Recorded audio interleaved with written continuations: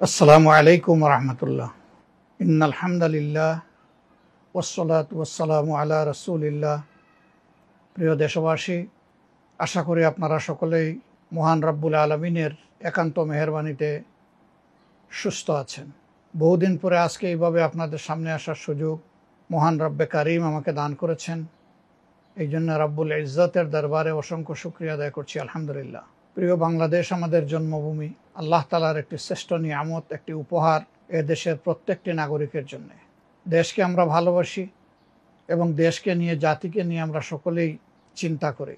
আজকে একটি বিশেষ বিষয় আপনাদের সামনে আমি হাজির হয়েছি। দীর্ঘ 1 মাসের অধিক সময় আমার অসুস্থতা এবং চিকিৎসাজনিত কারণে অনেকটাই আমি আপনাদের কাছ থেকে দূরে ছিলাম। আমরা সকলে অবহিত আছি, গতকাল বাংলাদেশের সর্বোচ্চ বিদ্যাপীঠ, 104 বছরের ঐতিহ্যবাহী বিশ্ববিদ্যালয়, যেটাকে একসময় প্রাচ্যের অক্সফোর্ড বলা হতো, ঢাকা বিশ্ববিদ্যালয়ের কেন্দ্রীয় ছাত্র সংসদ নির্বাচন এবং হল সংসদ সমূহের নির্বাচন অনুষ্ঠিত হয়েছে। এই নির্বাচন ছিল ছাত্র সমাজের কাছে বহুদিনের প্রতীক্ষিত একটি নির্বাচন। কার্যত 90 সালের পরে এরকম একটি নির্বাচন ঢাকা বিশ্ববিদ্যালয়ের ছাত্রছাত্রীরা পায়নি। 19 সালে একটি নির্বাচন হয়েছিল স্বৈর শাসন আমলে। এ নির্বাচন ছিল সাজানো, পাতানো এবং কঠোরভাবে নিয়ন্ত্রিত। কাজেই সে সময় ছাত্রছাত্রীরা স্বাচ্ছন্দ্যের সাথে উৎসব মুখর পরিবেশে ভোট দেওয়ার কোনো সুযোগ পায়নি। দীর্ঘদিন পরে এবারকার এই নির্বাচন, ঢাকা বিশ্ববিদ্যালয়ের সব কয়টি প্রতিষ্ঠিত ছাত্র সংগঠন, মেধাবী, প্রতিশ্রুতিশীল অনেক স্বতন্ত্র ক্যান্ডিডেট, তারা বিভিন্নভাবে বিভিন্ন নামে এই নির্বাচনে অংশগ্রহণ করেছেন। কেউ একক দলীয়ভাবে, আবার কেউ জোটবদ্ধভাবে। এই নির্বাচন ছিল ছাত্রছাত্রীদের কাছে একটি আনন্দ উৎসব এবং উৎসব মুখর পরিবেশেই তারা সারাদিন নিজেদের ভোটের অধিকার প্রয়োগ করেছেন। ছাত্রছাত্রীদের সকলেই ভোট দিতে পেরেছেন যারা ভোট কেন্দ্রে এসেছেন। ছোটখাটো সামান্য বিপত্তি ঘটলেও বড় ধরনের কোনো ঘটনা ঘটেনি। অথচ এই নির্বাচনের দিকে ছিল সারা দেশবাসী এবং বাংলাদেশের বাইরে যে সমস্ত বাংলা ভাষাভাষী বাংলাদেশি নাগরিক এবং তাদের বংশোদ্ভূত সন্তানরা, সকলের চোখ এবং দৃষ্টি। সারাদিন একাধারে ভোট গ্রহণ অনুষ্ঠিত হওয়ার পর রাত থেকে ভোট গণনা শুরু হয় এবং আজ সকাল পর্যন্ত এই ভোট গণনা চলে। শেষ পর্যন্ত এই নির্বাচনের ফলাফল জাতির সামনে আসে। এই নির্বাচনে বাংলাদেশের সবচেয়ে বৃহৎ শিক্ষাঙ্গনের শিক্ষার্থী, আমরা বিশ্বাস করি তারা সঠিক সিদ্ধান্ত এবং তাদের রায় প্রয়োগ করেছেন।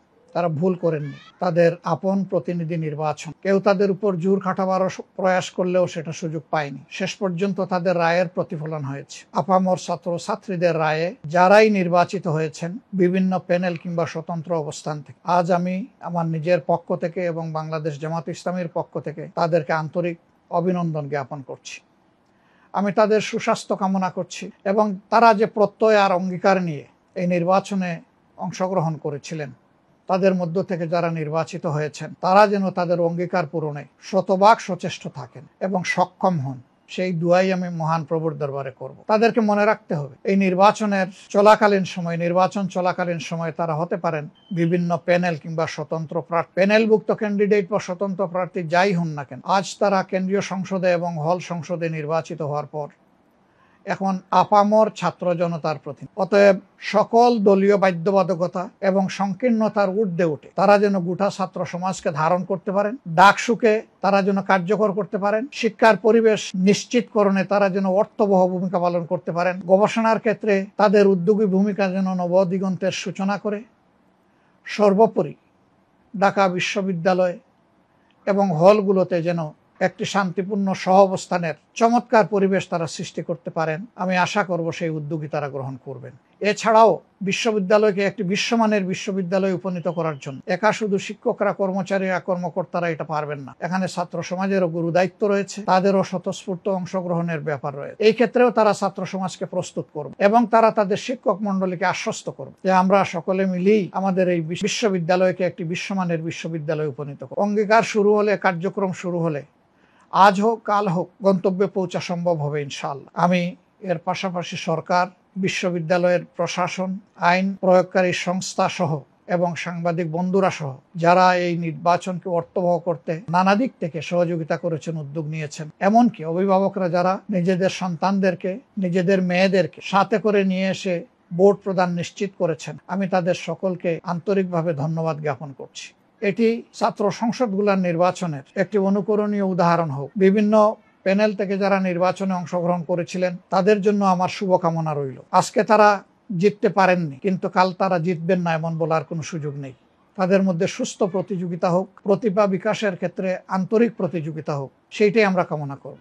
এবং এই নির্বাচন শুরু হওয়ার আগে তারা যেমন পরস্পরের সহপাঠী এবং বন্ধু ছিলেন, এখন থেকে পরবর্তী দিনগুলোতেও তারা সেভাবে মিলেমিশেই বিশ্ববিদ্যালয়কে গড়ে তুলবেন, আমরা সেটা তাদের কাছে প্রত্যাশা করি। একটি সুন্দর বিশ্ববিদ্যালয়, একটি সুন্দর ছাত্র সংসদ জাতিকে নতুন দিনের ইশারা দেওক, নতুন দিগন্তের উন্মোচন হোক, এই প্রত্যাশা ব্যক্ত করে আপনাদের সকলের প্রতি আরেকবার আন্তরিক ধন্যবাদ জ্ঞাপন করে আমার বক্তব্য এখানেই শেষ করছি। আল্লাহ হাফিজ। বাংলাদেশ জিন্দাবাদ। বাংলাদেশ জামাত ইসলামী জিন্দাবাদ।